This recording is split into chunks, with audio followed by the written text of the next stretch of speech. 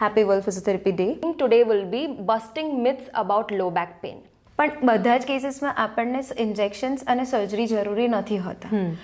સાદામાં સાદી એક્સરસાઇઝ જેમ કે આપણે ચાલવું એ પણ આરામદાયક છે લો બેક પેન માટે.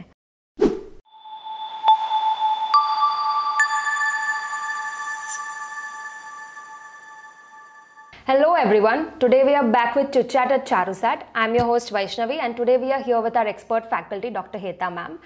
Today we are celebrating World Physiotherapy Day and the theme today will be busting myths about low back pain. So ma'am, a lot of people think that if they have a back pain then they have seriously damaged their back and their spine. Is that a myth or a fact? Hello Vaishnavi, it's to be great here with you on this occasion of World Physiotherapy Day. Happy World Physiotherapy Day. I am here to discuss about this myths about this low back pain. So one of the thing which I would like to discuss and I would like to focus over here કે કમરનો દુખાવો જે છે એ વૈશ્વિક સ્તરે ઘણી બધી રીતે વધી રહ્યો છે અને આના કારણો સૌથી મુખ્ય કારણો જો જોવા જઈએ તો આપણી ડેલી રૂટીન લાઈફ છે. ઘણી બધી માન્યતા એવી પણ છે કે મને કમરનો દુખાવો છે તો મતલબ એ સૌથી સિરિયસ ડેમેજ છે. આના વિશે વાત કરતા કહું કે એવું જ જરૂરી નથી કે તમને બેક પેઇન છે તો મતલબ તમારી બેક ડેમેજ જ છે. બિકોઝ ઘણા બધા કમરના દુખાવા શરૂઆતના દુખાવામાં એટલી બધી બેક ડેમેજ હોતી નથી. રાઈટ. તો મેમ ઘણા બધા લોકોને એવું લાગે છે કે તમને કમરનો દુખાવો હોય તો તમારે એક્સરે ને એમઆરઆઈ પડાવવું જરૂરી જ છે. Oh, that's again a misconception.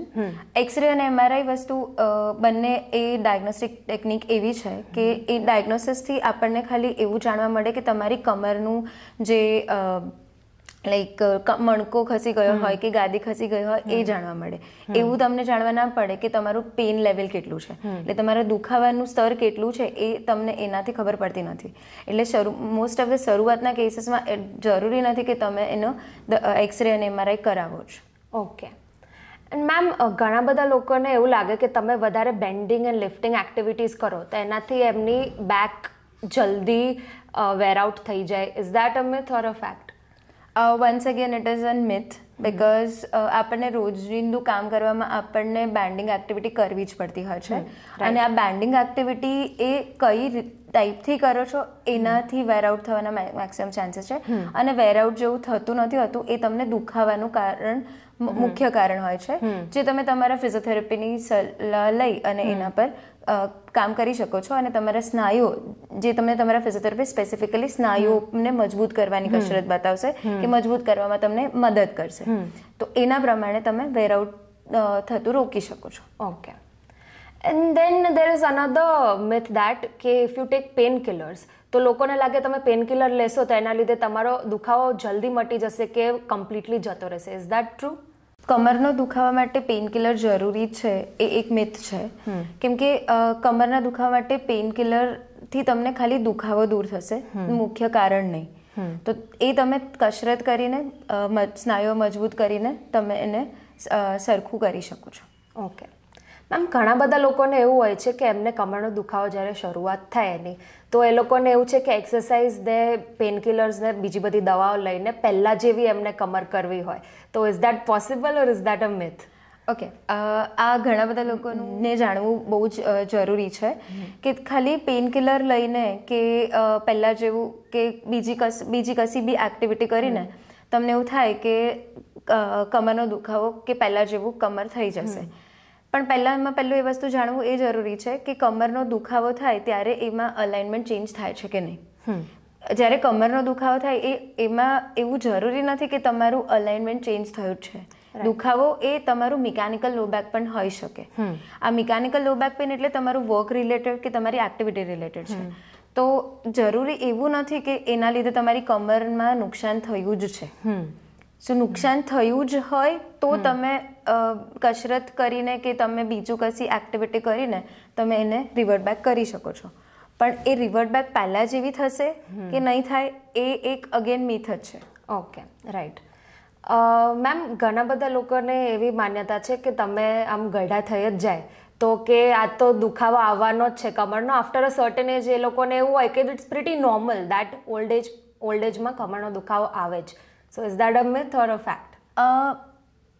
At certain point it is a true as well, because કમરનો દુખાવો જેમ કે ઉંમર વધે છે એમ તમારા હાડકામાં પોચા પડે, હાડકામાં ઘસારો પણ થાય, એટલા માટે તમને કમરનો દુખાવો આવવાની શક્યતા હોય છે. પણ એવું જરૂરી નથી કે તમારો ઉંમર વધશે એટલે કમરનો દુખાવો આવશે જ.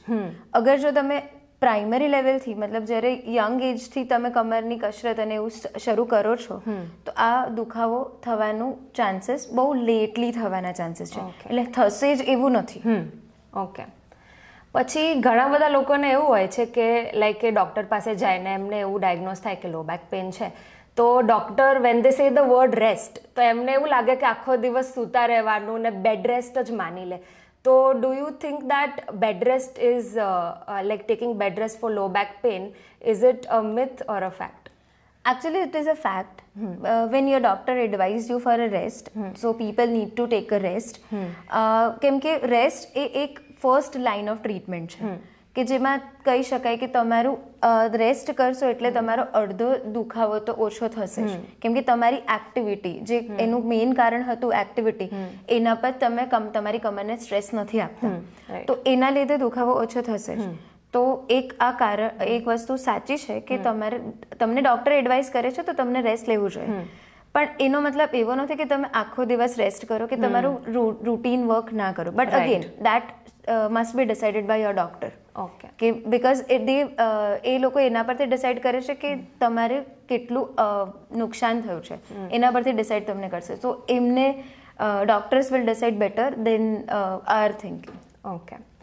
And ma'am, a lot of people think that when they start exercising, right, તો એમનું બેક પેઇન પાછું આવી જાય છે, તો એના લીધે ઘણા બધા લોકો એક્સરસાઇઝ કરવાનું છોડી દે છે. તો do you think that's right? Exercise કરવાથી બેક પેઇન થાય એવું જરૂરી નથી. એક્સરસાઇઝના ઘણા તબક્કા હોય છે કે જેમાં તમે શરૂઆતની એક્સરસાઇઝમાં દુખાવો ઓછો કરવા માટે કરે, પછી દુખાવો ધીરે ધીરે ઓછો થાય, પછી આપણે બેક સ્ટ્રેન્થનિંગ, દેન પછી આપણે અલાઇનમેન્ટ માટે કામ કરીએ, અને દેન આપણે ઓવરઓલ ક્વોલિટી ઓફ લાઈફ માટે કામ કરતા હોઈએ છીએ, જે અમારા રૂટીન પ્રોટોકોલ્સ છે. રાઈટ. તો લાઈક કમરનો દુખાવો થાય અને એક્સરસાઇઝથી થયો છે એવું તારણ ના કાઢી શકાય. એટલે શરૂઆત તમે કરો અને પછી ધીરે ધીરે તમારી કમરમાં તમને આરામ રહેશે. એવું તમે તમારા ફિઝિયોથેરાપિસ્ટ માટે કન્સલ્ટ કરીને કરી શકો છો. બટ આ બધા મિથ એટલા માટે છે કેમ કે આપણે ઘણીવાર વિડીયોઝ, આપણે લાઈક યુટ્યુબ ને બધા વિડીયોઝ જોઈને આપણે કસરત કરતા હોય છે. તો એવું જરૂરી નથી કે તમે વિડીયો જોઈને કસરત કરો, પણ એના માટે તમારું કેટલી ઇન્જરી થઈ છે, કેટલું ડેમેજ થયું છે એ અસેસમેન્ટ કરાવો, પછી એના અકોર્ડિંગલી પેશન્ટ સેન્ટર અપ્રોચથી તમારા ફિઝિયોથેરાપિસ્ટ તમને સારવાર આપશે. રાઈટ. તો તમે જાતે સેલ્ફ ડાયગ્નોસ ના કરો. સેલ્ફ ડાયગ્નોસિસ અને Google diagnosis plus that Google treatment, so એ એવું ના કરો તો સારું છે. તો ઘણા બધા લોકોને એવું લાગે કે like are parents and teachers આપણને ટોકતા રહે કે sit straight, sit properly, keep your back straight. તો એવું જરૂરી છે કે આપણે દર વખતે આપણી બેક સ્ટ્રેટ રાખીને જ બેસીએ? આ કારણમાં એવું કહેવા માંગુ છું કે આ એક મિથ પણ છે અને sometime it is fact as well. Because જ્યારે સીધા બેસવું કહીએ કે સ્ટ્રેટ બેસો, એ એટલા માટે કહેતા હોઈએ છે કેમ કે સ્ટ્રેટ બેસવાથી તમારી કમરને અનનેસેસરી સ્ટ્રેઇન ના આવે. પણ એવું જરૂરી નથી હોતું કે આપણે દર વખતે સીધા બેસી શકીએ. અમુક એક્ટિવિટીમાં આપણને થોડું વાંકા નમવું પડે કે થોડું અલગ રીતે બેસવું હોય છે, અને અલગ રીતે બેસવું એ જરૂરી પણ છે. રાઈટ. તો આપણે જરૂરી છે કે આપણે અલગ અલગ રીતે બેસીએ, પણ એ ઇમ્પોર્ટન્ટ છે અને એ ચોક્કસ છે કે તમારી બેક આરામદાયક રહે. રાઈટ. ગમે એવી રીતે બેસો પણ તમારી બેક આરામદાયક રહે, જેમાં સૌથી વધારે સ્ટ્રેન ના આવે, એ સૌથી વધારે મહત્વનું છે. રાઈટ. સો મેમ, ઘણા બધા લોકોને એવું લાગે કે આપણે લો બેક પેઇન હોય તો એમાં ઘણી બધી કોર એક્સરસાઇઝીસ કે કોર સ્ટ્રેન્થનિંગ એક્સરસાઇઝીસ કરવાની જરૂરી છે. સો ઇઝ દેટ ટ્રુ? વૈષ્ણવી, સૌથી પહેલું તો કોર એક્સરસાઇઝ એટલે આપણે કમરના જે સ્નાયુઓ છે, જે આપણે કોર મસલ કહીએ, એની કસરત છે. પણ ઘણીવાર એવું જરૂરી નથી હોતું કે ઘણી બધી કસરત કરવી. આના અંગે તમને તમારા ફિઝિયોથેરાપિસ્ટ પેશન્ટ સેન્ટર અપ્રોચથી સારું એવું સલાહ આપશે. પણ હું અહીંયા એઝ અ ફિઝિયોથેરાપિસ્ટ એવું કહીશ કે આપણે પહેલાં દુખાવાને ઓછો કરવા માટેના શેક અને કસરતની શરૂઆત કરવી જોઈએ, પછી ધીરે ધીરે આપણે એના જ અંદર કોર કસરત આપણે લઈ શકીએ. પણ ઘણીવાર એવું થતું હોય છે કે સાદામાં સાદી એક્સરસાઇઝ જેમ કે આપણે ચાલવું એ પણ આરામદાયક છે લો બેક પેન માટે. રાઈટ. એટલે કોર સ્ટ્રેન્થનિંગ એક્સરસાઇઝ તો જરૂરી તો છે જ, પણ એની સાથે સાથે એ અગર ના થઈ શકતી હોય તો તમે સાદું ચાલો, રોજનું રોજબરોજનું ચાલવાનું એ પણ એક આરામદાયક કસરત છે, તે ગણી શકાય. Okay, right. તો મેમ ઘણા બધા લોકોને એવું લાગે કે તમને લો બેક પેન છે, લાઈક ઓછા સ્ટેજમાં તો ચાલે, પણ જે લોકોને વધારે સિવિયર હોય તે લોકોને લાગે કે એનું એક જ સોલ્યુશન છે કે તમે કાં તો સર્જરી કરાવો કાં તો પેન રિલીફ કરવા માટે ઇન્જેક્શન્સ કે એવું કંઈ લો. સો ઇઝ ઇટ નેસેસરી કે બધા જ કેસમાં સર્જરી કે ઇન્જેક્શનવાળી અપ્રોચ સારી કહેવાય? આ વિષયમાં હું અહીંયા એવું કહીશ કે સર્જરી અને ઇન્જેક્શન્સ અગર આપણે શરૂ કરીએ કે લાઈક ઓછા તીવ્રતાથી ના દુખાવાથી વધારે ઇન્જરી સુધી, તો એમાં સૌથી વધારે એક મહત્વનું એવું છે કે એ તમારો ડૉક્ટર ડાયગ્નોઝ કરશે કે તમને કેટલો દુખાવો છે. રાઈટ. પણ બધા જ કેસીસમાં આપણને ઇન્જેક્શન્સ અને સર્જરી જરૂરી નથી હોતા. ઘણીવાર ફિઝિયોથેરાપીથી કસરતથી પણ તમને ઘણો એવો સારો ફાયદો મળી શકે છે. અને આ કસરત અને ફિઝિયોથેરાપી એમાં સ્પેસિફિક એવું જોવા જઈએ તો તમે કોઈ સુપરવાઇઝડ ફિઝિયોથેરાપી કરો એ વધારે સારું છે. જેમ કે આગળ આપણે કોઈ યુટ્યુબ અને અલગ અલગ સોશિયલ મીડિયાના અપ્રોચ, બટ બેટર કે તમે કોઈ ફિઝિયોથેરાપીની સલાહ લો, એમના પ્રમાણે પેશન્ટ સેન્ટર અપ્રોચ યુઝ કરીને કરો તો ઘણીવાર ઘણા લોકોને બધો ફાયદો થયેલો છે. રાઈટ. અને મેમ લાસ્ટ ક્વેશ્ચન એ છે કે ઘણા બધા લોકોને એવું લાગે કે more the pain more the damage, like જેટલું વધારે તમને દુખાવો છે એટલો જ વધારે ડેમેજ થયો હશે. સો ઇઝ દેટ ટ્રુ? દુખાવો એ એક સબ્જેક્ટિવ મેટર છે. ઘણા લોકોને બહુ જ વધારે દુખાવો હોય પણ એમની ટોલરન્સ કેપેસિટી વધારે હોય તો એમને ઓછું પણ લાગી શકે છે, અને આ વાઇસ વર્સા પણ હોઈ શકે છે. રાઈટ. તો અગર જોવા જઈએ તો દુખાવાનું જે મેઇન કોઝ કહીએ એ એવું છે કે that is specifically related to biopsychosocial approach. Right. So biopsychosocial approach એવું છે કે એ તમારા પરસેપ્શન પર છે, એટલે કોઈ પણ વ્યક્તિના પરસેપ્શન પર છે એને કેટલો દુખાવો છે, એને it is again is a subjective matter. Right.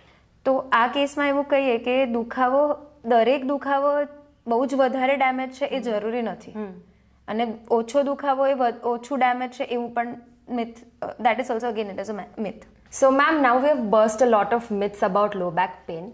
તો in the end what would you like to tell our audience, જે આપણા દર્શકો છે એમને તમારી કોઈ બી valuable insights or any kind of advice જે તમારે એડ ઓન કરવી હોય તો? Yes, definitely Vaishnavi. I would like to share some of the things with our audience. First of all, I would like to share that whenever you feel any sort of pain, તો સૌથી પહેલા તમારે એનું કારણ શોધવું જોઈએ, અને એ અગર જો વધતું હોય તો એ એક્ટિવિટી તમારે બંધ કરવી જોઈએ. રાઈટ. અને સ્ટીલ તમને એ આઈડેન્ટિફાઈ ના થાય તો તમારે તમારા નજીકના ફિઝિયોથેરાપિસ્ટ પાસે તમે ડિરેક્ટલી પણ જઈ શકો છો. ફિઝિયોથેરાપિસ્ટ તમને સલાહ આપશે, જે તમને આરામ કરવાની સલાહ આપશે, તો એ સલાહ તમારે માનવી જોઈએ. બીજું, તમને ગ્રેજ્યુઅલી દુખાવો ઓછો કરવા માટે તમને ઘણું બધું એર્ગોનોમિક એડવાઇસ આપશે, જે તમારે ડેલી રૂટીનમાં અપનાવવી જોઈએ.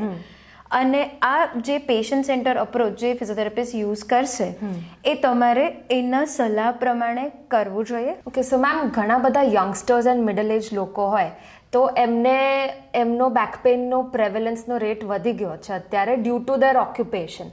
સો તમારી એમને શું સલાહ છે? ટ્રુ વૈષ્ણવી, આ એક બહુ જ મોટું કારણ છે અને એ ડિસેબિલિટીમાં પણ પરિવર્તન થઈ શકે છે ગ્રેજ્યુઅલી જો આના પર ધ્યાન આપવામાં ના આવે તો. તો અહીંયા યંગસ્ટર્સ માટે જેને વર્ક રિલેટેડ છે, જેને આપણે કહીએ છીએ occupational related back pain, so in that case that is a specifically reason for the mechanical low back pain. તો અહીંયા એક સલાહ એવી રહેશે કે તમારા વર્ક રિલેટેડ છે, મતલબ તમારે બહુ બેસવાનું કાં તો ઊભા રહેવાનું છે. So in between you take a short breaks, like take the advice from the physiotherapist that regarding which exercise can help you to do in between that. That's some stretches are also important, and some strengthening exercise you perform at a daily routine, and then gradually it will be helping you over a period of time, so it will improvise your quality of life, and which is must an important part for our daily routine as well. Okay, so we had a great discussion, ma'am. Thank you. Tamara valuable insights આપવા માટે. I hope everyone gets some kind of new information from this and applies it to their daily life. So thank you so much.